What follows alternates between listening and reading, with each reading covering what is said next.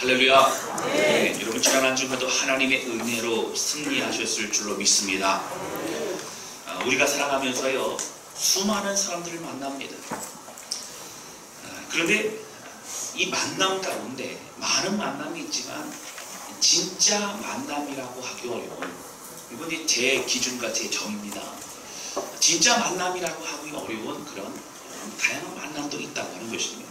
그 중에 두 가지를 좀 말씀을 드리면, 먼저는요, 요즘 매스컴이라던가 또 책을 통해서 또 많은 사람들 만나고 또 인터넷 통해 만나고 또 카톡을 통해 만나고, 사실은 카페에 만나도요 서로 대화를 카톡으로 한다는 얘기도 있더라고요. 이게 서로 그런다는 거예요. 각자 볼일 보고 각자 인터넷 보고 각자 그렇게 하는 겁니다. 여러분, 인터넷이라는 여러 매체를 통해서 직접 만나는 것이 아니라 이렇게 먼 거리에 있는 사람들을 만나는 거예요. 근데 그 진짜 만남이라고 하기는 어려운 그런 만남이지 않을까 생각을 합니다. 두 번째는요, 같이 만나는 거예요. 어떤 공동체 안에 섞여 있는 거예요. 그런데 마음이 통하지 않는 만남, 내 마음을 함께 나누고 마음을 활짝 열고 그곳에 깊이 마음을 들이고 또 같은 마음을 품지 못하는 그런 만남이 있다고 하는 거예요. 스쳐 지나가는 만남이라고 할 수 있습니다. 만났다고 하지만, 같이 있었다고 하지만 서로 마음이 통하지 않는 그런 만남입니다. 그러나 이러한 만남도 또 만남이라고 굳이 말한다면 또 그렇다고 할 수 있지만, 저는 진짜 만남이란 함께 얼굴을 대하고 얘기를 나누고 그리고 서로의 마음이 느껴지고 같은 마음을 품어가는 것이 만남이라고 생각합니다. 할렐루야. 그래서 공동체 안에서도 또 가족 안에서도 친구 관계에서도 또 교회에서도 또 직장에서 우리는 우리의 만남이 함께 마음을 통하고 또 함께 마음을 나누고 있는 그런 만남인가 우리 생각해 볼 수 있어야 된다고 하는 것이죠. 가족 간에도요 같이 살고 있지만 대화가 없는 그런 부모와 자식 간의 관계도 있습니다. 또 부부 사이에 또 대화를 하지 않는 그런 관계도 있어요. 여러분, 만남이라고 할 수 없습니다. 여러분, 헬렌 켈러가 설리반 선생님을 만난 것도 인생이 바뀌어진 중요한 만남이었습니다. 좋은 친구들을 만나고 좋은 선생님을 만나고 좋은 목회자를 만나고 좋은 성도들을 만나고 또 좋은 교회를 만나는 것이 정말 중요한 만남입니다. 그리고 그 무엇보다도 우리가 예수 그리스도를 만난 것이 우리 인생 그 어떤 만남보다 가장 중요한 축복의 만남인 줄로 믿습니다. 저는 신앙생활을 하면서 우리에게 중요한 부분이 바로 만남이라고 생각합니다. 어릴 때 우리 자녀들도 누구를 만나느냐에 따라서 어떤 도전과 어떤 힘과 어떤 계기가 되는 것이 다르다고 하는 것이죠. 만났다고 하여 할 수 없는 함께 있지만 만났다고 하는 그것만으로는 만남이라고 할 수 없습니다. 함께 무언가를 하지만 의미 없는 만남일 수도 있다고 하는 겁니다. 오늘 본문의 말씀 우리가 잘 알고 있는 말씀입니다. 사마리아 지역 수가성의 한 여인을 만나러 오신 예수님의 그 장면을 볼 수 있습니다. 이 여인은 예수님을 만나서 그 인생이 바뀌어졌습니다. 어떤 만남이었고 그 만남을 통해 무엇을 얻었는가, 그 만남이 우리에게 주시는 메시지의 의미는 무엇인가를 우리는 살펴볼 수 있어야 된다고 하는 것입니다. 오늘 말씀드린 첫 번째 나누기 원하는 것은요, 주여 저는 목마릅니다 라는 고백이 필요하다고 하는 거예요. 우리가 많이 들어보셨던 말씀이고 제가 이 본문을 가지고 전에도 한번 말씀을 나누었습니다. 조금 다른 부분으로 제가 오늘 좀 말씀을 나눌 텐데, 예수님은 유대를 떠나서 갈릴리 지역으로 간다라고 성경은 말합니다. 여러분, 유대는요 밑에 지역이고요, 예루살렘 주변 지역을 말합니다. 그리고 이제 갈릴리는 저 위쪽 지역이에요. 예수님이 주로 어디서 많이 활동하셨냐면 갈릴리 지역에 많이 활동하셨어요. 그리고 유대 지역도 왔다 갔다 하셨죠. 근데 그 중간에 있는 것이 무엇이냐면 바로 사마리아라고 하는 지역입니다. 이 사마리아는요 원래 사마리아는 지명이 아니었어요. 분열 왕국 시대에 북이스라엘이 아수르에 의해서 멸망당합니다. 그런데 아수르는요 남쪽에 나중에 남왕국이 남유다가 망하는 바벨론보다 더 잔인했던 그런 나라였습니다. 그러다 보니까 이방 민족들을 데려와서 이방 문화를 가져오고 이방 신을 가져와서 그들이 강제로 그렇게 섬기고 혼혈 이제 결혼할 수 있도록 그렇게 했습니다. 결혼해야만 했습니다. 그러다 보니까 민족이 섞이고 혈통이 섞이고 문화가 섞여버리고 종교마저도 섞여버립니다. 사실 이미 북이스라엘은 여로보암이 분열 왕국으로 이게 나뉘어지면서부터 그들은 북쪽에서 금송아지를 섬기게 되었습니다. 이미 그들은 하나님이 아닌 하나님이라고 생각했던 그들만의 신앙을 가지고 있었단 말입니다. 남쪽에 있었던 그런 남유다의 백성들은 북이스라엘의 멸망할 뿐만 아니라 그들에 대해서 그는 인정하지 않고 있었다라고 하는 것입니다. 그러한 곳에 사실 유대인들은 가기를 싫어했습니다. 저주의 땅이었습니다. 근처에 가는 것도 싫어했습니다. 그랬던 유대인들이었지만 오늘 예수님 일부러 그곳에 가십니다. 그곳에는 한 여인을 만나기 위해서 가시고 있다고 합니다. 그런데요, 그 여인을 위해서 만나러 가시는 그 장면이 오늘 보시면 정오행합니다. 대낮에 사실 그 이스라엘 백성의 땅에는 날씨가 덥기 때문에 낮에 다니지 않습니다. 아침 저녁으로 움직이고 아침 저녁으로 물을 길러 갑니다. 그런데 그 여인은 어떻게 대낮에 오게 됩니다. 사실 그 여인은 남편이 5이 있었습니다. 그리고 지금도 함께 살고 있는 남편도 그의 진짜 남편은 아니었습니다.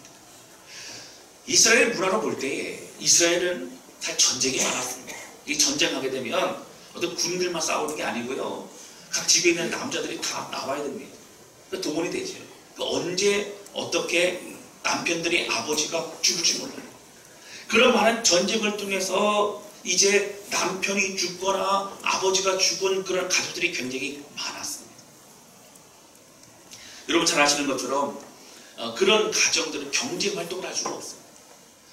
구약의 모세 오경서부터 시작된 그런 율법과 말씀들을 보면 고아와 과부와 객을 너희가 돌보라 그렇게 말합니다. 고아와 과부는 경제 활동을 할 수 없는 거예요. 전쟁이라든가 여러 활동을, 여러 상황을 통해서 남편이 일찍 죽고 아버지가 일찍 죽은 그런 가정들을 공동체가 돌봐야 된다고 하는 겁니다.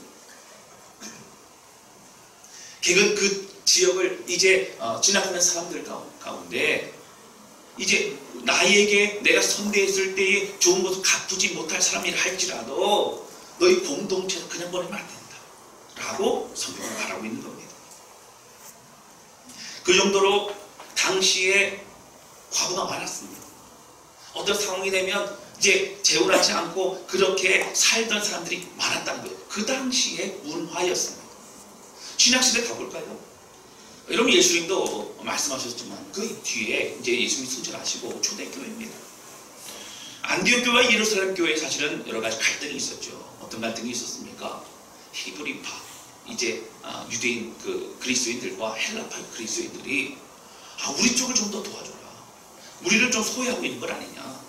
이런 얘기를 합니다. 어떤 도움이죠? 고아와 과부를 돌보는 구제를 말합니다. 그 당시에도 굉장히 많았다고 하는 겁니다. 그런 문화적인 배경 속에서 사실 오늘 본문의 말씀에 나오는 이 사마리아 수가성 여인은 이미 남편이 5명이 있었고 그리고 지금 살고 있는 남편도 진짜 남편이 아닙니다. 그런 분위기와 그런 속에서 사마리아 지역에서 살아가기는 쉽지가 않습니다. 동네에서 손가락질을 받던 여인이었습니다. 그래서 그 여인은 대낮에 사람들이 없을 그때에 물을 길러러 왔습니다. 그리고 우물가로 오게 됩니다. 예수님의 사람들이 움직이지 않는 그 시간에 일부러 그 여인을 만나기 위해서 그곳으로 오셨다고 합니다. 그 여인도요, 여러분 어쩔 수 없이 물을 길러 와야 되기 때문에, 살아야 되기 때문에, 필요하기 때문에 그 우물가로 오게 됩니다. 예수님 말씀하시기를 물로 대화를 시작합니다. 나에게 물 좀 달라. 내가 목마르거나 물을 좀 마시고 싶어. 여러분 물로 대화를 시작합니다. 무슨 얘기예요? 그 여인의 마음에 있는 목마름에 대해서 주님은 드러내고 또 치유하고 싶으셨다고 하는 것입니다. 오늘 본문의 말씀 보시면 그래 우물을 앞에 두고 그렇게 말씀하십니다. 근데 예수님께서 어떻게 해요? 생수를 주겠다고 말씀하세요. 말씀 한번 보실까요? 자, 4장 10절 말씀 보세요. 우리 10절 같이 읽겠습니다. 시작. 예수께서 대답하여 이르시되 내가 만일 하나님께서 또 내게 물 좀 달라 하는 이가 누구인 줄 알았더라면 내가 그에게 구하였을 것이요. 아멘. 여러분 지금 물을 달라고 하는 사람은 누구예요? 예수님 물을 달라고 하는 거죠. 그런데 예수 뭐라 그래요? 지금 잘 들어라 여인아, 지금 물을 달라고 하는 사람이 누군지 내가 누군지를 알면 오히려 나에게 물을 달라고 할 것이다. 나는 생수를 주는 사람이다. 이렇게 얘기해요. 물을 달라고 하면 진짜 물은 누구한테 있다는 거예요? 예수한테 있다. 그런데 여러분 여기 보면 생수가 나옵니다. 이 생수를 내게 주었으려. 이 생수는요 우리가 알고 있는 삼다수나 뭐 그런 물이 아니에요. 그런 생수가 아니에요. 이 생수라는 것은 두 가지의 단어가 같이 합쳐진 겁니다. 이 생이라는 살아있는 뭐 이런 뜻하고 또 물 이것이 합쳐진 거예요. 그래서 헬라어 원어 보면 자오휘도르라고 하는 단어를 씁니다. 이 자오휘도르라는 단어 뜻이 뭐냐면 생명을 가진 물이라는 거예요. 그러니까 물 자체가 어떤 물이에요? 생명력이 있는 생명을 가진 물. 또 두 번째 뜻은 생명을 살리는 물이다.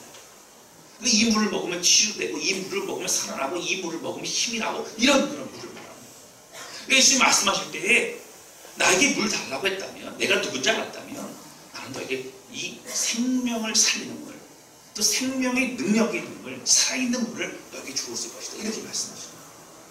오늘 이 여인이요 이 생수라는 단어를 듣고 귀가 번쩍 뜨는 거예요. 여러분 왜 그럴까요?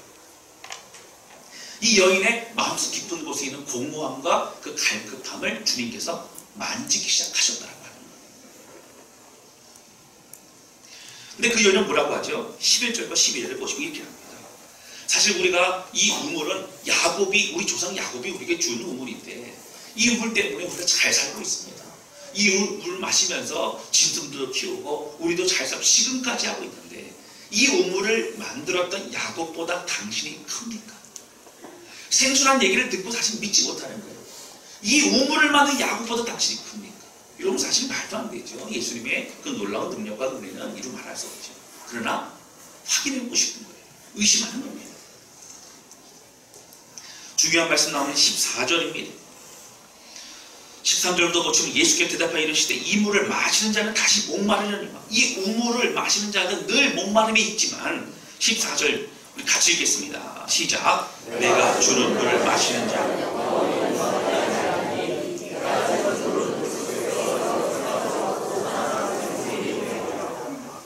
아멘. 여기 보시면요 두 가지의 약속을 하세요.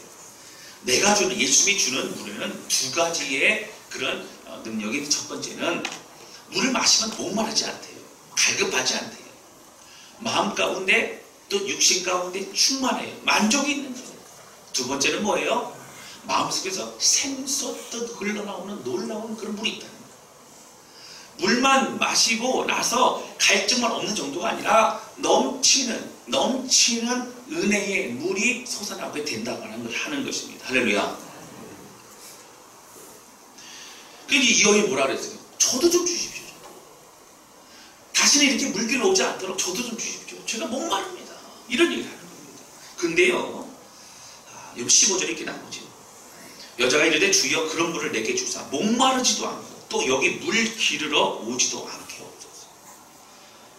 여러분 이렇게 이제 물 달라고 했는데 갑자기 예수님이 다른 얘기를 하세요. 16절 우리 같이 읽겠습니다. 시작. 지금 그 물 달라고 물 자랑하시잖아요. 내가 줄 물은 놀라운 물이야. 목마르지도 않고 마시면 목마르지도 않아. 그리고 넘쳐나는 생물이야. 그 물 좀 나게 주십시오. 근데 네 남편을 데려오래. 이런 남편은 무슨 상관이 있어요? 물 주시는 물 먹으면 되는데 왜 그럴까? 오늘 중요한 것은 예수님의 그 물을 먹기 위해서는 우리 안에는 갈급함이 무엇인지 그 실체를 알아야 된다고 하는 겁니다. 여러분 예수님은요 이 여인 마음속 깊은 곳에 있는 목마름을 말씀하시는 거예요. 그 목마름의 거짓수를 잘못 찾아본 거예요. 다른 것의 욕망으로 다른 것으로 채워보는 거예요. 하지만 채워지지 않기 때문에 지금도 그렇게 목마름으로 살고 있는 겁니다. 여러분 이 여인이 남편이 5명이었어요. 지금은 다른 진짜 남편이 아니라고 성경은 말하죠. 그래도 불구하고 이 여인은 계속적으로 목마른 거예요. 계속 갈급한 거예요. 문제 해결되지 않았던 거예요. 마음이 힘든 겁니다. 이 여인은 사실 밖으로 드러나는 것이 있지만, 우리는 성경도 알고 있지만, 예수님이 말씀하셨지만, 드러나지 않으면서도 엄청난 목마름의 삶의 사람들이 너무나 많다고 합니다. 우리는 수가성 여인만을 이상한 사람 생각할 수가 있어요. 아니, 남편이 5명이나 있었어? 여러분, 그 여인은 어떤 음란한 여인이나 그렇게 생각할 수 있어요. 여러분, 아니에요, 사실은. 그 여인이 음란하지 않다. 여러분, 죄가 죄냐 죄 아니냐 부분이 아니라, 오늘 우리 집중해야 될 것은 그 여인의 마음속에 있는 갈급함과 공허함의 마음을 그쪽으로 표현하고 있는 거예요. 오늘 우리 다 마찬가지예요. 오늘 성경에 우리가 말씀하시는 뭐예요? 우리 모두는 주님으로 지우지 않고서는 그 어떤 것도 우리를 만족해 할 수 없다라고 성경은 말합니다. 할렐루야. 여러분, 오늘 요즘에 한국은요, 우울증 환자가 많다 그래요. 우울증으로 진단을 받은 사람들도 있지만 우울증 증상을 가지고 있는 사람이 너무나 많대요. 그래서 사실은 이렇게 병원에 안 가고 있는 사람들 중에서도 이렇게 만약 진단을 해보면은 우울증 증상을 가지고 있다라고 그렇게 진단이 나올 만한 사람이 굉장히 많다는 거예요. 다 우울합니다. 또 어떤 분들을 보면 그럴 수 있죠. 우울하다가 갑자기 기분이 확 좋아졌다가 갑자기 우울하다가 왔다 갔다 하는 분들도 있어요. 감정 조절이 안 되는 거예요. 여러분, 계속되는 경쟁 시대에 늘 쫓기면서 조급하고 힘든 인생을 살았고요. 남을 비교하며 살아갈 때 힘들어요. 여러분, 한국 사람들처럼요, 남 비교하는 사람들은 여러분 전 세계에 없습니다. 외국에 나가보면요, 옷도요, 내가 편하면 되는 거예요. 계절마다 바꿔 입고 유행 따라 바꿔 입고. 그래서 한국에서는 옷 장사가 잘 된다는 거 아니에요. 유행하면 그것 따라서 입어야 돼요.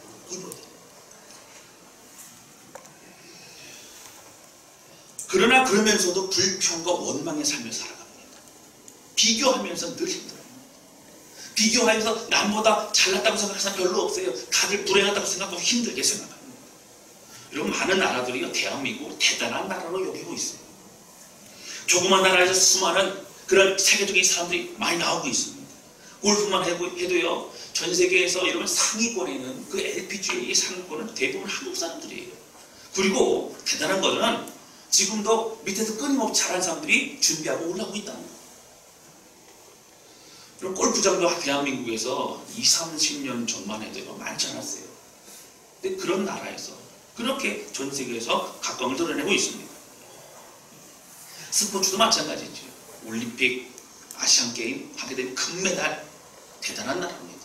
그럼 중국의 땅덩어리, 중국의 인구에 비하면 우리나라는 대단한 나라죠. 전 세계를 앞서가는 수출품과 또 유명한 브랜드 굉장히 많습니다.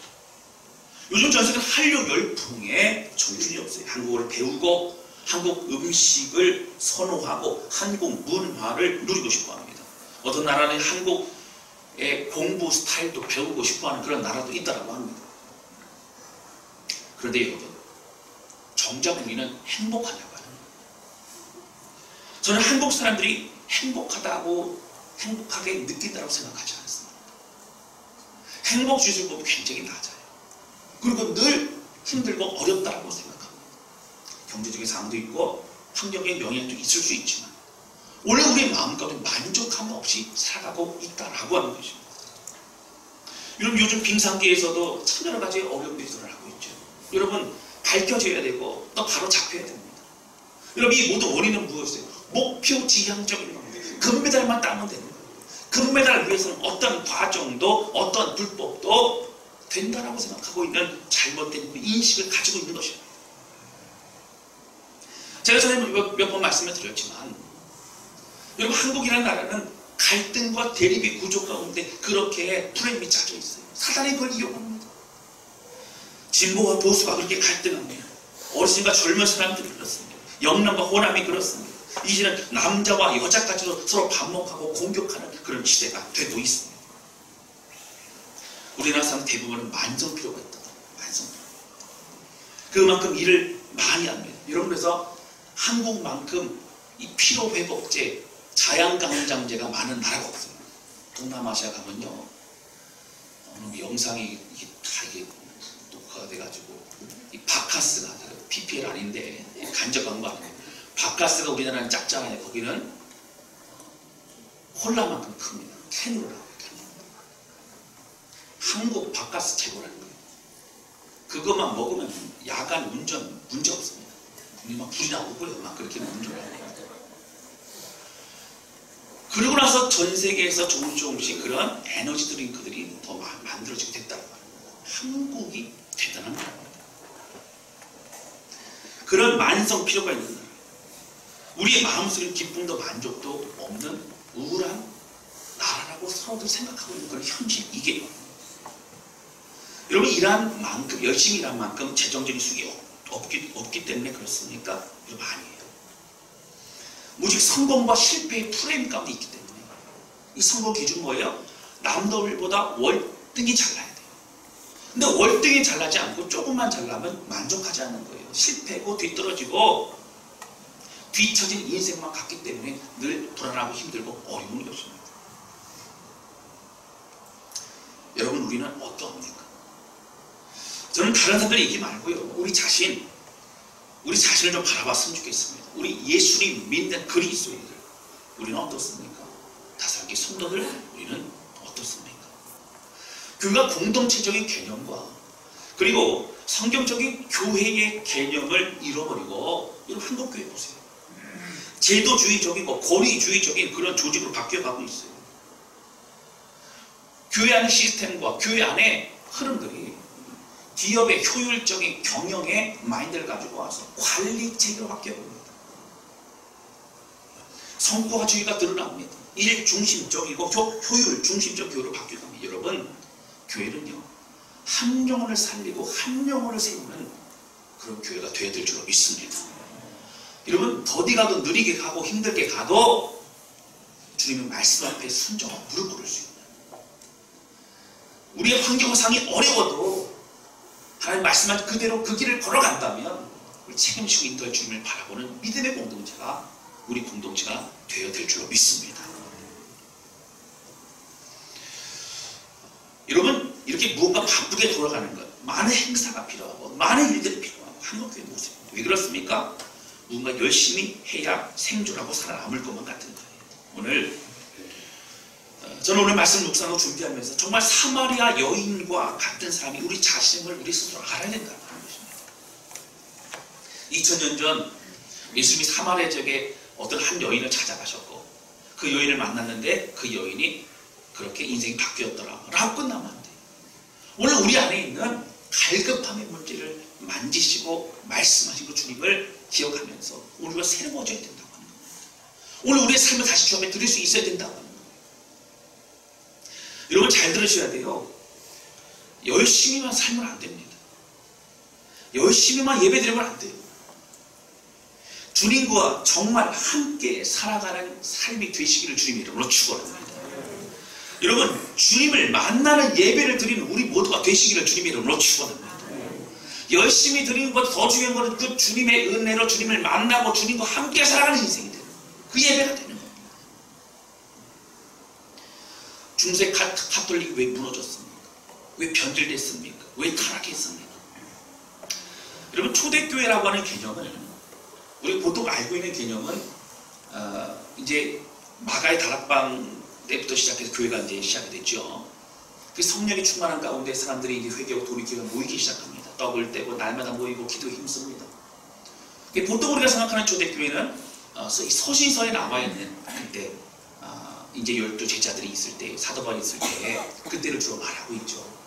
근데 이제 넓은 의미의 초대교회는 로마 제국, 로마 시대에 로마가 국교와 기독교가 국교화되기 전까지를 사실 초대교회로 넓은 의미로 그렇게 해석하기도 합니다.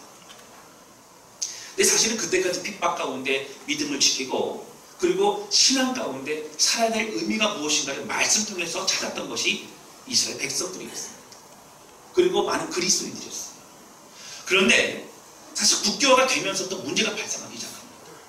어릴 때부터 태어나자마자 그들의 종교는 무엇이었어요? 기독교가 됩니다. 여러분, 침례교는요, 대한민국이 기독교 나라가 되는 것을 원치 않습니다. 오해하시면 안 돼요. 왜냐하면 신앙은 선택이기 때문에, 신앙은 내가 고백하고 내가 하나님 앞에 마음을 드릴 수 있어야 되기 때문에 국교화되는 걸 원치 않아요. 신앙의 자유는 원합니다. 그래서 그 신앙의 자유를 통하여 진실의 예배를 드리고 믿음의 고백을 하는 것이 침례 교회입니다. 할렐루야.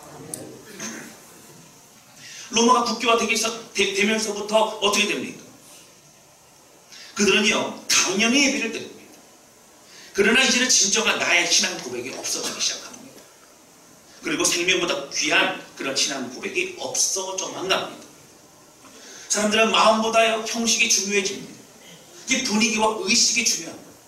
왜냐하면 마음을 들이지 않으니까 분위기가 좋고 엄숙하고 경건하고 그런 의식이 중요하고, 그런 의식 속에서 예배를 드릴 때에만 내가 예배를 정말 드린 것 같은 만족감이 오기 시작합니다. 여러분, 가톨릭은요 7성례가 굉장히 중요해요. 그리고 매 미사 때마다 성만찬을 합니다. 그것이 굉장히 중요한 거예요. 모든 순서가 다 짜여져 있습니다.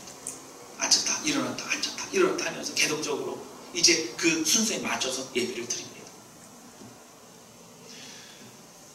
그래야 마음속이 뿌듯하고 엄숙한 분위기가 만족감을 주게 된다고 하는 거예요. 여러분, 시간이 흐르면 흐를수록 가톨릭의 성당은 어떻게 됐어요? 점점 그 높이가 높아져만 갑니다. 천장은요 함께 천정부지로 그렇게 높아져만 갑니다. 여러분, 유럽에 여행 다녀오신 분들은 아시겠지만 굉장히 높지요. 들어가자마자 분위기가 우와 소리가 나올 거예요. 그런 곳에 예배를 드리면 내 마음이 상관없이 중요하지 않고 나는 예배 잘 드리고 왔구나라고 생각하게 된다는 거예요. 그리고 나중에 어떻게 됩니까? 그 예배도 참석하지 않아요. 뒤뜰에서 가만히 앉아있다 스피커 소리 듣고 있다가 가거나, 아니면 가고 싶을 때 가는 그런 신앙이 되게 되어졌다고 하는 것입니다. 그런 화려한 종교 의식과 행사 뒤에는 나의 눈물과 고백과 삶을 드리는 헌신과 결단은 점점 더 멀어지고 없어지게 되어졌다고 하는 것이죠. 사랑하는 성도 여러분, 세상의 삶은 점점 더 악해져만 갑니다. 세상은 점점 더 어려워져만 갈 거예요. 기후와 환경도 힘들어져만 갈 겁니다. 그것이 성경적이에요. 왜 그렇습니까? 죄의 문제로 그렇습니다. 오늘 우리는 다른 사람들의 죄의 문제, 오늘 세상의 사람들의 문제를 드러내는 거 중요하지 않습니다. 오늘 우리의 마음, 우리 자신을 되돌아보고 나는 그리스도인은 나는 어떻게 살아가야 되는지가 중요하다고 합니다.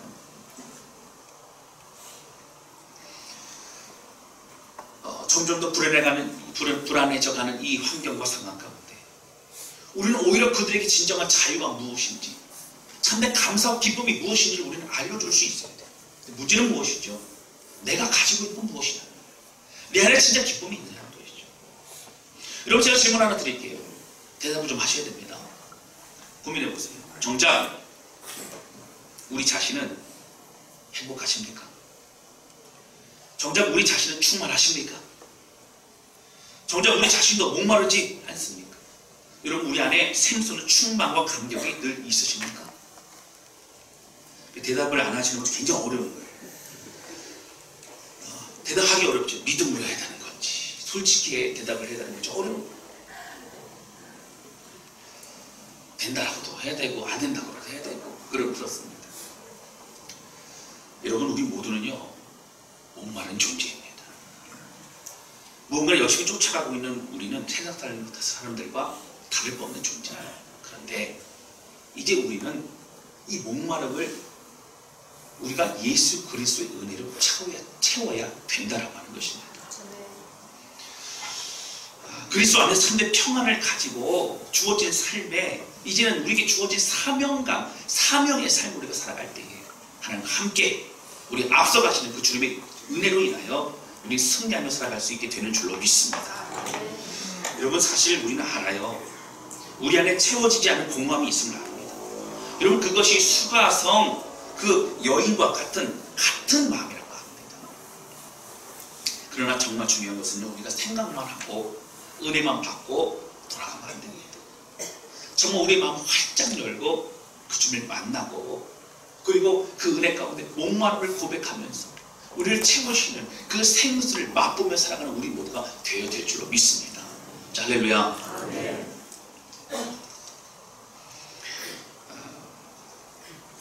사마리아 여인은 예수를 만나고 그 인생이 바뀌었습니다. 여러분 그 뒤에 얘기는 아시죠?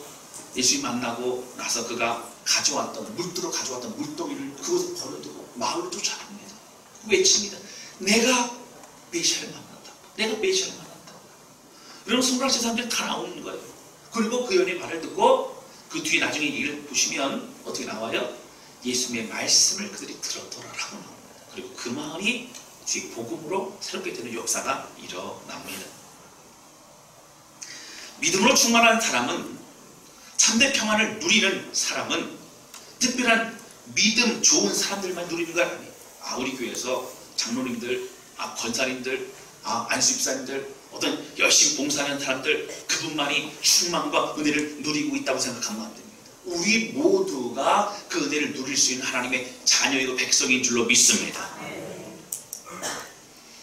우리가 드린 예배는 살아계신 하나님, 우리 예수님을 만나는 시간입니다. 말씀과 사랑과 기도를 통해서 우리에게 오시는 그 주님을 우리 만나야 돼요. 매주 예배 시간을 통해서 주시는 그 말씀을 우리는 들어야 됩니다. 그 주님이 우리에게 속삭이시고 또 우리의 이름을 부르신다고 하는 거예요. 할렐루야. 오늘 이 시간에는 여러분 어떻게 주님이 오십니까? 우리에게 사마리아 여인을 만나신 주님이 우리에게 오시는 거예요. 내가 사마리아 여인을 만난 것처럼 내가 너를 만나길 원해서 이곳에 왔노라. 할렐루야. 그 지금 이곳에 계시다니까요. 마음 활짝 열고 주님을 만나야 된다고 하는 거예요. 여러분 우리는 고백해야 돼요. 뭐라고 고백합니까? 여러분 저는 목마릅니다. 고백해요. 저는 예배에 와 있지만 저는 목마릅니다. 그냥 참석만 했던 적도 많습니다. 예배에 와서 앉아있다 돌아가면 뭔가 주일 예배는 드린 거고 주일 성수한 것 같지만 삶에 능력이 없습니다. 주님은 어떻게 해야 됩니까? 이런 공허한 그런 마음을 접해 드리면서 고백할 수 있어야 된다고 합니다. 매일 예배 때만 우리 뭐 해야 돼요? 이곳에 임하신 그 주님을 만나는 우리의 예배가 될 줄로 믿습니다. 아멘. 여러분 예배를 통하여 하나님 만나고 우리 인생이 매 순간마다 달라지고 바뀌어지고 새로워지는 놀라운 저와 여러분 되실 수 있기를 주님의 이름으로 축원합니다. 아멘. 그 주님이 여기 계시다고 하는 거 임하셨다고 합니다. 아멘. 여러분 목마른 사람들은요 세상 사람들이 아닙니다. 먼저 우리가 목마름을 알아야 돼요. 그리고 주님을 찾을 수 있어야 됩니다. 그 목마름을 채우기 위해서 많은 걸 쫓아내도 헤매어 보았지만 여러분 아니에요. 주님 안에 있을 때만이 우리가 온전한 기쁨과 감격을 얻게 되는 줄로 믿습니다. 사랑하는 성도 여러분, 저는 우리 예배가 주님을 만나는 예배가 되기를 주님의 이름으로 축원합니다. 오늘 이 시간 우리 자신이 목마른 사람임을 절친 느끼시기만 하고 그리고 다시 주님을 붙잡는 시간 될 수 있다면 이것만으로도 우리 예배는 성공한 예배인 줄로 믿습니다. 과거 형식적인 예배, 이런 화려한 분위기에 그저 따라왔던 예배, 함께 여러 명이서 드리면서 옆에 사람들이 은혜 받고 눈물 흘리고 기도하니까 나도 그런 줄 알고 나도 은혜 받은 줄 알고 나도 예배 잘 드린 줄 알고 돌아갔던 예배가 더 이상 멈춰줘야 합니다. 참석과 의무를 다하는 것 중요했던 우리가 아니라 이제 어떻게 됩니까? 주의 은혜 때문에 감사하고 주님을 만나고 주의 은혜와 사랑을 경험하는 예배가 돼야 됩니다. 여러분 왜 중세 가톨릭이 타락했다고 말씀드렸죠? 형식은 화내지 마음을 들이지 않았기 때문에 그렇습니다. 주님 만나는 게 아니었어요. 교회 오는 거는요 형식적이었어요. 주님 만나고 주님의 말씀 듣고 중요하지 않았습니다.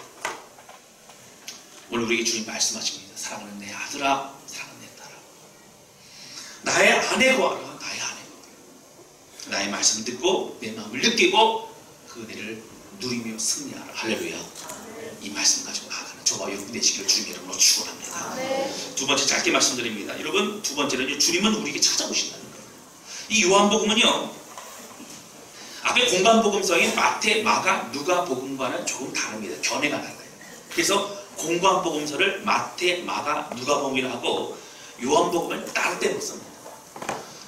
쓰여진 시기적으로 볼 때 이 공관복음서 마태, 마가, 누가는 AD 한 65년경 전후로 많이 쓰여졌습니다. 근데 이 요한복음은 AD 90년에서 100년경 사이에 쓰여집니다. 그러니까 적어도 한 30년 후에 쓰여지죠. 사실은 요한 사도가 이 요한복음을 쓸 이유가 없었어요. 왜요? 이미 새 복음서가 이제 편지가 되고 두루마리가 되어서 각 교회, 초대교회마다 이제 필사, 복사도 하고 그래 전달되어져서 말씀을 가지고 살기 때문에 그렇습니다. 이미 예수님의 그 행적을 많이 알고 있는 거예요. 그러니까 굳이 더 책한 걸 더 쓸 필요가 없는 거죠. 그런데 그 당시에 사실은 여러 문제들이 있었어요. 그 당시에 여러 문제들이 무엇이었냐면 두 종류의 이단이 그 교회들을 괴롭혔어요. 그 이단들의 두 종류가 먼저 첫 번째는 바로 에비온파라고 하는 이단이 있었습니다. 이 이단은 특징이 그렇습니다.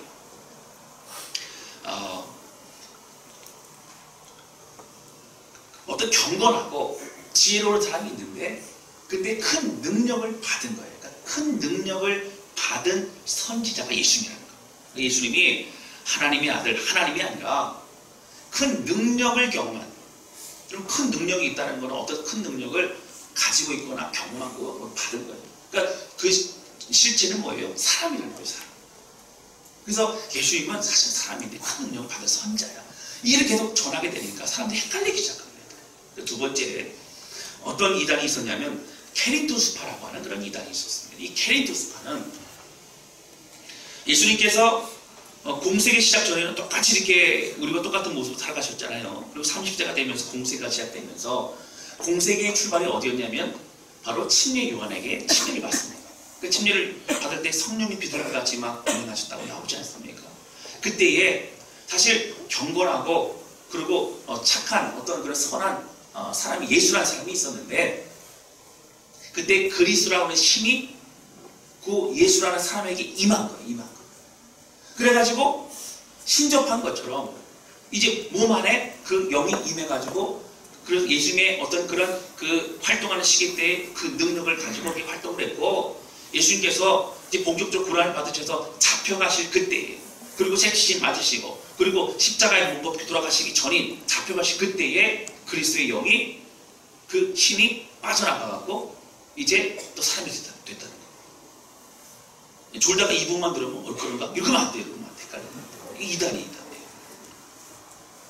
이런 얘기를 가지고 예수님은 사람이라고 하는 그 인성, 사람이라고 하는 강조하다 보니까 온전한 예수님에 대해서 전해지지 않습니다. 헷갈려하기 시작하죠. 그리고 그 이후에 나온 것이 뭐예요? 영지주의적인 이 색채가 계속적으로 헬라 문화와 함께 전체 초대교회를 힘들게 합니다. 그래서 요한 사도가 안 되겠다. 내가 좀 정리해서 정말 예수님은 하나님이시고 하나님의 아들이시고 하나님의 아들이 이 땅에 오셨다는 걸 좀 드러내겠다. 그 강조점을 가지고 예수님의 삶을 다시 조명하여 쓴 것이 무엇이 요한복음이라고 합니다. 이 요한복음 여러분 1장에 보시면 뭐라고 나와요? 말씀이 여러분 우리 가운데 육체가 되어서 이 땅에 하늘로 내려오신 것부터 이제 시작됩니다. 능력으로 시작됩니다. 그런데 여러분 오늘 말씀을 보시면요. 이 요한복음에 예수님이 하나님이시라는 내용만 요한복음에 강조된 것이 아니라 정말 재미있는 것은 예수님이 사람들을 일부러 한 사람 한 사람 찾아가시는 내용이 요한복음에 많더라고요. 여러분 4장에도 보면요.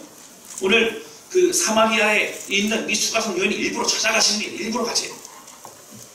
대낮에 그 더운 그 땡볕 안에 가시는 게 여러분 5장에 보시면 베데스다 연못가에 있는 38년대 그 병자를 일부러 찾아가시는 거예요. 그 병자가 뭐라고요? 병이 오랜 줄 아시고라고. 여러분 6장에 넘어가면요. 이제 풍랑을 만나서 이제 배가 뒤집어질 것 같은 그런 두려움이 있을 때 예수님 그 산에서 기도하시다마자 어떻게 급 빠지니까 무리를 걸어서 막 뛰어서 제자들에게 찾아가시는 거죠. 그 뒤에 여러분 보시면 내용이 많아요. 자, 그리고 맨 마지막 요번 21장 제자로서의 인생을 실패한 것만 갖고 이제 다 모든 걸 이제 포기하고 고향으로 들어가 물고기를 잡고 있었던 베드로를 비롯한 제자들에게 누가 찾아가시죠? 예수님이 찾아가시고 디베아 바닷가에서 거기서 이제 물고기를 잡게 하시고 내가 나를 사랑하느냐 물어보시고 찾아오셔서 그를 새롭게 해주셨다라고 하는 거예요. 사랑하는 분들 여러분 오늘 이 얘기를 제가 왜 합니까?